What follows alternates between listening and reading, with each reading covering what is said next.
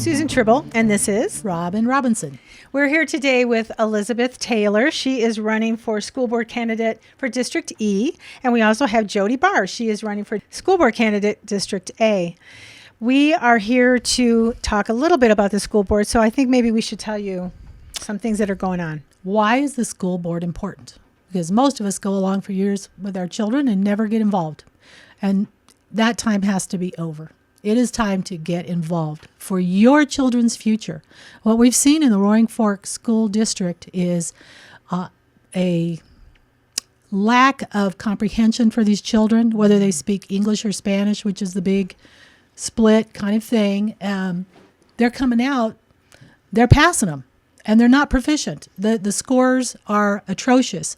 And it is time for you to get involved and quit being afraid. And I'm sorry, you're going to have to get courageous for your children. And these two ladies have stood up to be courageous. And we can't encourage you enough to vote for both of them. You don't have to vote for one. You'll have to vote for two candidates. Please vote for both of these women. They are passionate about changing things for your children. They're here to fight for your children. And this school district needs help. It's time for you to stand up. You know, and the one thing I want to say is Cullenberg, I think she's been in the school district for 4 years, and I believe she was also president of the school board. And then you have Tammy Nimmons, and she's been a substitute teacher, and then she's been on an accountability board, and I'm going to say like 11 years. My problem with that is, and they seem like nice people, so let's not take it down that road, but you guys, these stats have been going down so much and they're not improving. We're talking, 24% in proficiency state average? Well, what about the 76% that can't read and write and do math? I mean, we have to have a workforce. So it's a serious problem. It's time to quit blaming COVID. It's long past that, and it was going on long before that. So we're here to ask these ladies some of the things they would like to be able to talk about that don't get brought up in the forums that are run by the left. Let's just be real about who these people are. And so they just ask real rote questions that they don't want any discussion about, because this is going to be a hard thing to change. It's going to cause friction between people, and we need to grow up and get ready to do it for the betterment of our children. So, Jody, are there some issues you've been wanting to speak about that you just have not been able to do in a public forum? Yes, first I'll just say, and I've said this at the forum, we need change. It's time for change, just like Susan said.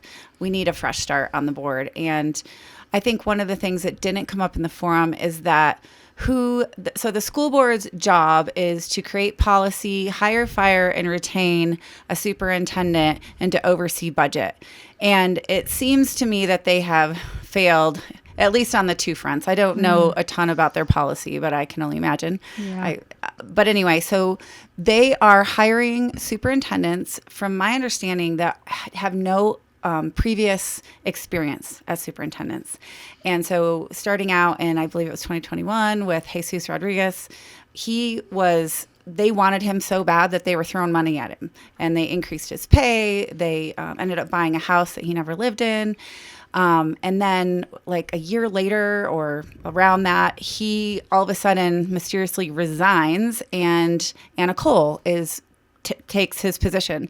And I guess she was an in-house hire, but she also had no experience. In fact, he wasn't even like certified superintendent. He had to get certified. So then you have Anna Cole, who has no experience either.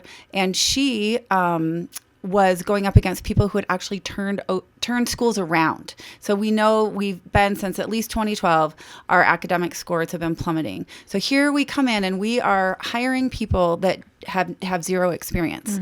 And so it continues the status quo for low academic scores. Can I ask you a question? Was that Jesus Rodriguez, was that the gentleman that left and absconded to Denver, and they gave him $500,000 and he bought a house there? So actually, according to what we understand, is they were offering him a $500,000 down payment on a house, but he didn't end up using that. But they ended up using that money to purchase a house here. He never lived in it. So he didn't get that money, but they were offering it to him, but he didn't end up getting it. Okay. So they have that as an asset. The school board has that. And no one really knows but that it's sitting empty right now. And Catherine mentioned it at the last forum that was a mistake. She admitted it, that it was a mistake. Well- They preemptively purchased a house. Anna Cole didn't need it. Jesus ended up buying a house in Denver. Then he ends up resigning. So really it was, she admitted that was not a good move. Well, Right. one of the things I want to say about Anna Cole is she was, when I had to do I went to a school board meeting and I addressed what thought I was going to address was about the scores, the test scores. And Anna Cole was there and she presented with a teacher a way to increase the scores. I don't think we've really increased them by much. So I'm not too impressed with that. That plan just didn't seem to really come to fruition, I don't think. But one of the things about the house, and Elizabeth, you probably know this, remember, there was that letter that came out, that guy that did that whole article. He did There was an article on Substack by a gentleman that wrote an article about that whole thing with Catherine Kuhlenberg working with Jesus Rodriguez to get to sweeten the deal for him to come here, and also to offer him the house, the down payment for the house, which he was not ever going to be able to keep that, but he was Yes. going to be able to use it, but he did not accept it. He didn't accept that, and he didn't accept the house that they ended up just buying anyway. And so, that's not being used. It's just, so neither he nor Anna Cole are using that house. It is just sitting there. I kind of wonder, why was it so important to do it at that time when we were already having budget problems? So that was a poor judgment call, I believe. Well, not only that, but they ruined this poor guy's reputation. I mean, they really threw Well, him he over had the some coals. problems to begin with. Yes, he he was did. not qualified, and he pushed through some curricula that it was educational materials or some kind of policy that they were going to push through related to some gender related materials that was not going to be helping our children raise the proficiency scores. I believe it's just okay. more of a distraction when you add that stuff in. Sure. So that in particular was one set of problems. But then when it comes to the housing problem, I mean, that was not really something he created, Right. but it was made worse by them pushing that stuff on him without him asking for it. And then now the district owns a house in River Valley Ranch that is not being used in the way that it was intended to. And it was timing. Like, what was the purpose of that? Just to push it through so quickly. Well, you mentioned curriculum. So why don't you tell us a little bit about that? Well, the curriculum. The one thing I want to mention is that we really don't know what all the curricula is in the school district. I think it would be really great to have a place on the school district website where people can access the curricula for the classes that are being offered in each school. Each class will have a curricula offered, so people can see what it is that their children are learning. I think personally, as a teacher, as a parent or a community member, it would be very useful to know that, so that they can know, is this playing a part in the fact that the scores are low? It could be a lot of other things. It could be kids are coming in who are already deficient in their skills, either by learning disabilities or the fact that they don't speak English. That could be driving down scores as well. But just let's get to the heart of the matter. What is it that's causing these troubles?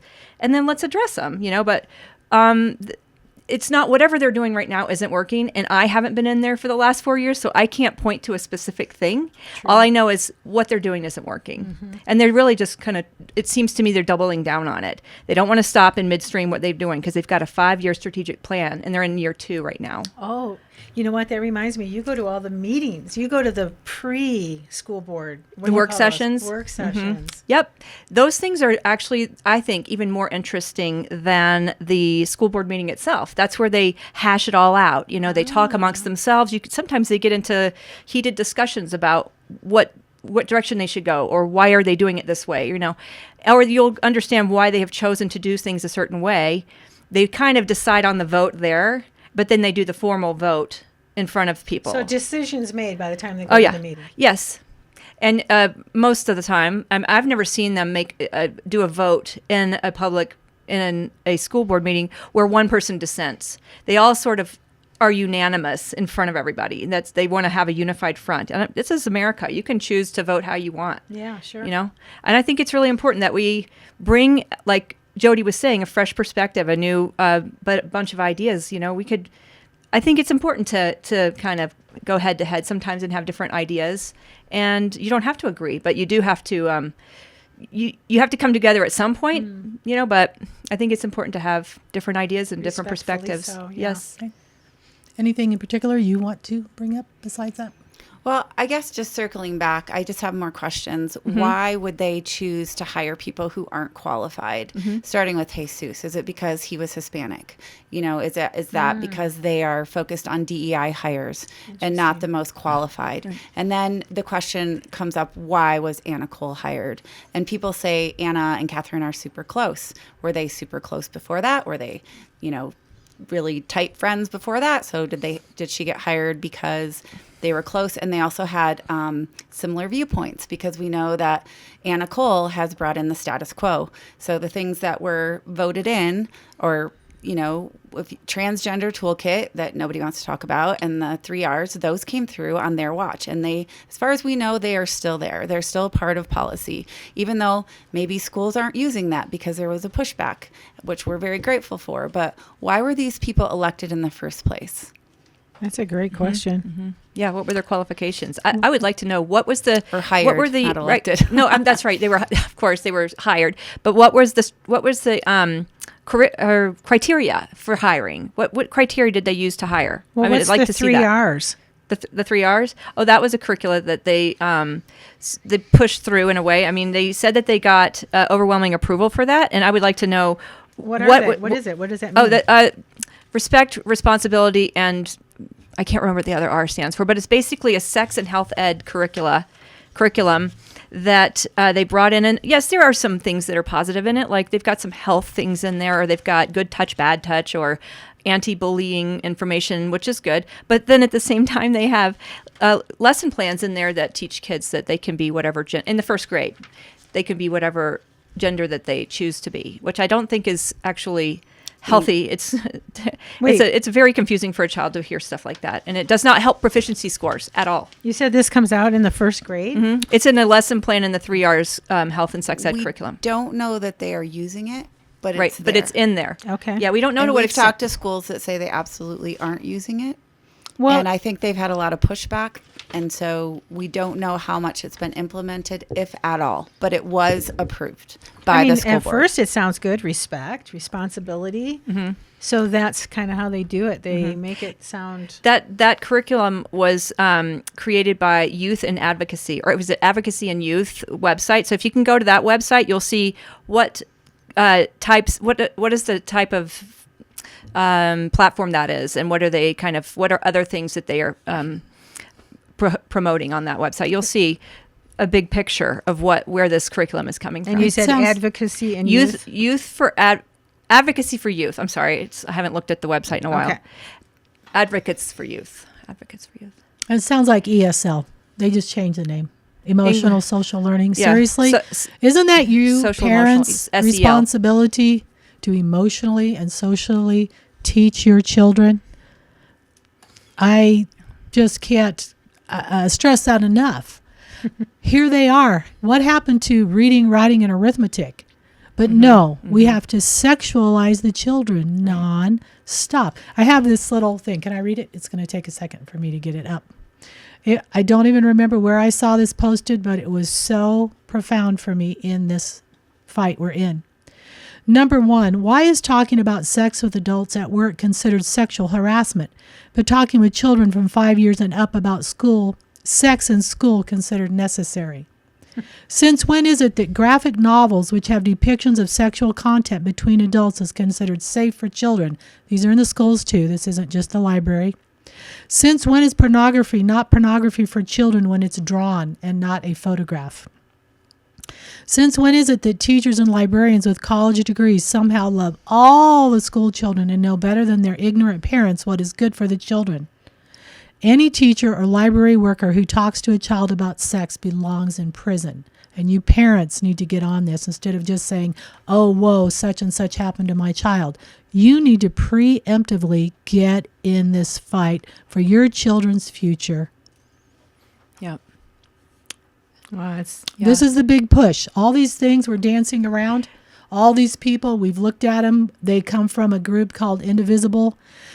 they're now very proudly displaying that, as you saw in the No Kings protest in Glenwood. They're very happy to say who they are now, finally. It's Mountain Indivisible, isn't it? Something like that. Yeah, it's just an arm. That's what they do. Yeah. It comes from George Soros and all those, the tax dollars they used to be stealing from USAID, but Doge has been cutting them off, so now they're, getting more radical about it. So it's all the same thing. The children need to learn the basics, do it well, move on, up to algebra or whatever. You see what their bent is when they get a little older, move them there. There needs to be a change in the way school is done. This is absurd that it's been going on, and I would say it's been longer than 15 years. I would say it's closer to 40 or even 50 years. This has been slowly moving in this direction. Yeah, there's the whole parents' rights thing too. How much do parents get to know? I mean, they might want to know what's going on, but there's a law right now that says a child 12 years old and up can make decisions regarding mental health and other decisions too regarding reproductive health without their parents' knowledge or consent. Either one. Wow. So they could decide to do something and tell their parent, and then the parent can't do anything about it. So that is just, I think, a terrible way to conduct a school and have parents be cut out. It's just a way to divide families. And that is what this group that you are running against basically Yes. has been pushing Right. on these children and these families. Yeah, in a wellness This committee meeting, they is were the line right here. It's the same as with some of the other initiatives. It's all about getting to a child's sexual health. I was in a wellness committee meeting a couple of years ago, and they had some health professionals or in the meeting sort of touting what they were doing as a policy, and one or two of them were telling everybody, yeah, we have this new policy now where we can the kids can go to get counseling, and we can keep that private between the counselor and the child, and the parents don't know. And so they were really proud of it. And most of the people in there actually were Spanish speakers, like parents. Did they understand? Well, they had a translator, but I did ask the question, what about people like kids who are here whose families don't speak English? Can those kids also go and get counseling and not tell the parents who don't speak English? And the translator had to tell that. And I don't know how much they even understand that is a policy. So, I mean, they're just so proud of it. And they've tried to say, no, that, yes, they could do that, but no. But they were trying to backpedal it at the same time, and I don't think there was ever really a consensus on. This was a school board meeting. And this was not a school board meeting. This was a wellness committee meeting. But they were it was. I So think they were running for school board or school district. school district, right? With parents there. So actually, it was a wellness committee meeting, sort of describing what's going on with the. Actually, they were sort of trying to talk about the 3 R's curriculum and other things kind of associated with that, and that was one of them. So it was So what I understand is mind-blowing. You ladies want to get back to reading, writing, and arithmetic, Yeah. Back to Right. the basics. no matter what your Well, and that's preferred language is. And that's kind of another question I have is all this focus on DEI and equity, inclusion. How has that been helping us? Because it seems like it's the opposite of Right. what they thought it was going to do. And by making students feel culturally accepted and bringing their culture into the schools, how does that work? If I moved to another country and I went to a school there, are they going to make me feel so comfortable that I'm an American and maybe give me my own little flag to wave and have a little, 4th of July party for me? No, they are not going to. Kids are really smart, first of all. Yeah. They're going to figure out how to adapt in that culture. And then they go home and they can, have their culture wherever their country is at home with their family. But when they go to school, they learn okay, it's time to learn English. It is time to, stand up and I'm sorry, I'm going to go there, but go put your hand over your heart For sure, and stand for for sure. the Pledge of Allegiance and be proud to be an American. And even if you're not an American, because you're in the country and you are reaping the blessings of that. And so right. I guess going back to what I first started with was just the question of how is it helping us to focus on the Latinos and the culture and the language. Of course, we want to get them reading and speaking English. Of course, we want to do all that. But should we be focusing on that? Yeah. We should be focusing on reading. Yeah. And not pushing them to the next grade until they get it. So that would be how we could make sure that the proficiency scores are raised and, get to where you need to be. And then when you do that, you can graduate to the next class where you're not just kicking the can down and making it a problem for the next I grade. have talked to Latino families about this, and they want their kids to be proficient. They don't really know what to do with this, so that they just keep kicking them down the road. And I'm like, how is this child supposed to be proficient in medical terminology, science terminology, when they can barely speak English at all? There are ways it's been done in the past, like it or not, that were excellent and helped many, many people who were trying to come here legally become proficient and do well and become, we could name big names that aren't all white, but they're Americans. They've started companies, but it's because their education allowed them to be in commerce.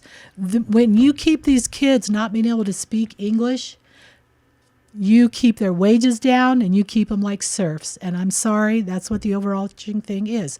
And it comes down from the chambers of commerce, all these things to keep them stupid. And it keeps all kids stupid because they have to teach to the middle. Well, that's another thing is like, it's not just the Spanish speaking kids who Right. are low proficiency. It's, they say they even divide it up between Latino kids and white kids. That's how it's broken down. Yeah. The white kids are 48% proficiency scores, in math or whatever. And it's not much higher in English. 52% can't do anything. And they're proud of that because it's But raised I 2% wanna say- or 0.5. Do you think that it begins, and either one of you can answer, whoever wants to, that it really begins in elementary school? By the time they hit seniors, they are already the way they are. Like, They should be learning between kindergarten and fourth grade. But right now, Basalt Elementary is they're teaching, it's all bilingual, no choice. It's 50-50. 50% English, 50% Spanish, and it is not working. In fact, the studies show you need a 90-10. And so right there's a shortfall, is that we're not, because then we know that the English kids that are trying to learn Spanish, they're not learning it. And the Spanish speaking kids are not learning English at that 50-50. So who came up with that? It's not data proven. It's not proven to work. It doesn't work. Studies show it doesn't work, but that's what we're doing. so how would you suggest that you go in and fix that?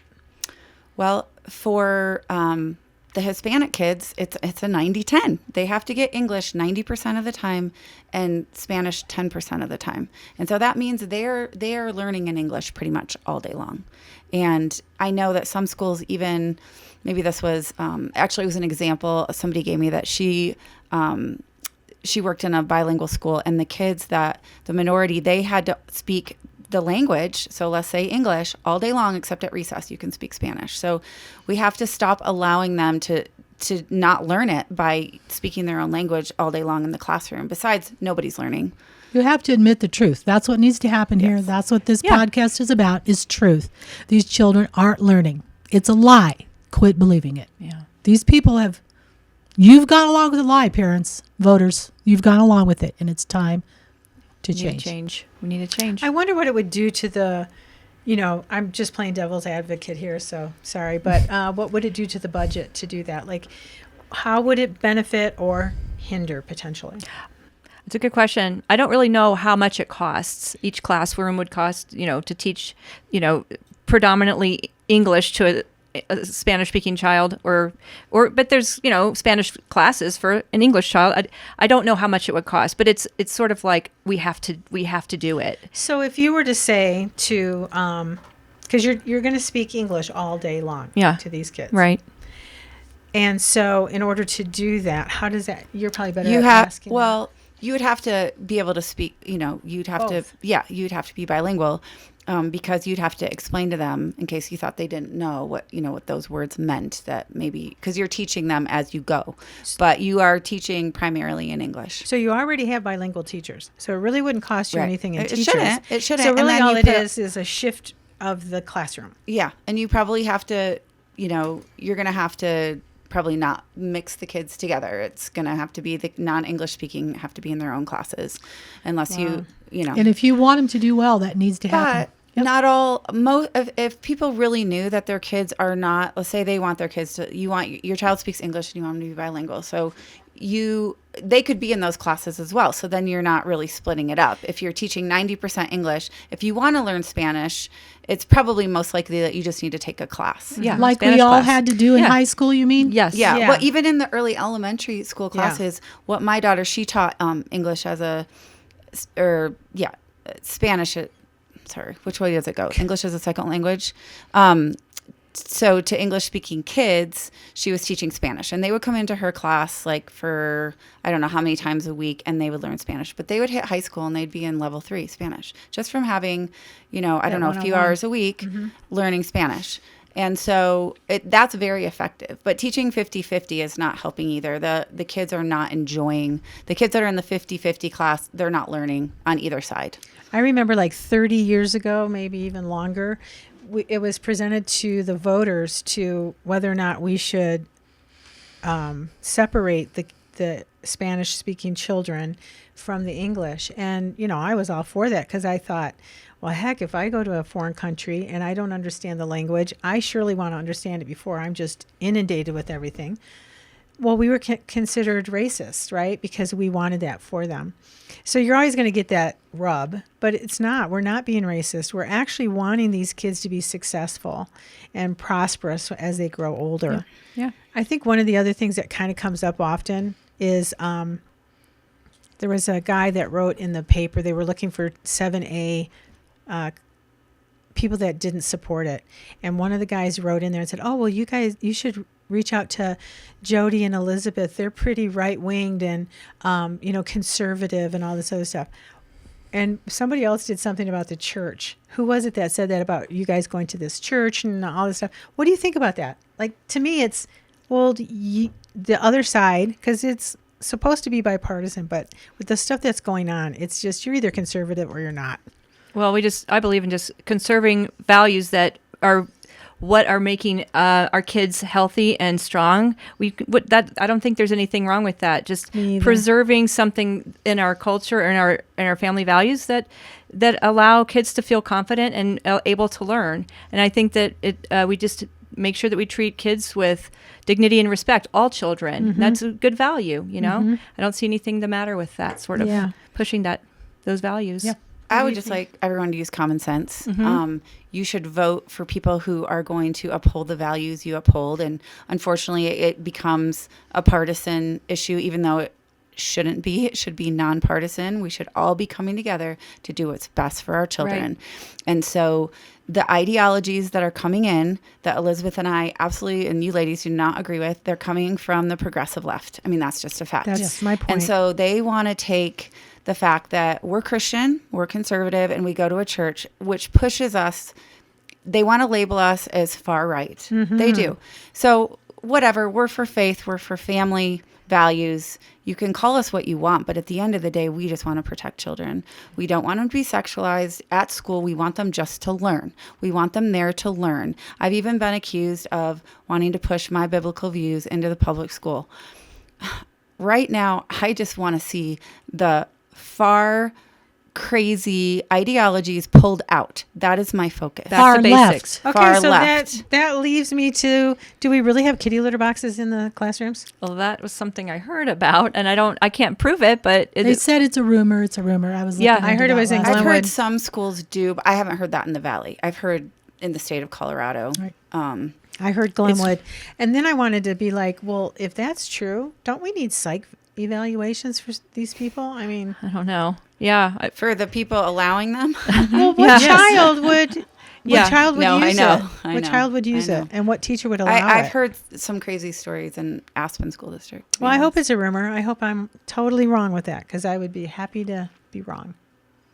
well, I've heard it too, but I don't know specifics. And that's another thing is that there's not always a lot of transparency around this stuff. They're not going to come out and just, broadcast it. So maybe it's happening and we don't know for sure. I do know that in Basalt High School a few years ago, and I think it's still because it's a Colorado state law, you can use whatever bathroom that you identify with. Because I know that a few years ago there was a big uproar. The football players did not want to share the bathroom with this girl. And so they were using, they said, well, use the teacher bathroom down the hall. So the whole football team was using it. And they're like, okay, you made your point. And I'm like, no, have they made their point? Yeah. So, but nobody will talk about it. I talk to teachers and they say it's not an issue. And I'm glad that they say it's not an issue, but sometimes I question that they even know what's going on, Yeah. even the teachers. Yeah. Yep. Well, tell us a little bit about the school board. Well, let's see. I'm running for District E against my incumbent, Catherine Kuhlenberg, and she's been in there for a few years now. And I personally would just have been going to these meetings and everything, wanting to have my voice heard. So I represent other parents like me who see some stuff going on in the schools, want to speak out about it, want to be heard, want to have a discussion, and personally, I have felt kind of shut down at every level. So that is why I am running. I want to be a representative for other parents like me who want their voices heard and want to be listened to. And so that's why I'm running. I want parents to be more involved, more in the know. I also definitely want to get the proficiency scores up as well. And I want a lot more transparency and accountability, which I have not seen. I saw a teeny tiny bit of it in the last forum, which has not actually, the recording of it hasn't been posted yet, but we saw a little bit of accountability during that. And that was good to see, but a little bit too little too late, I think.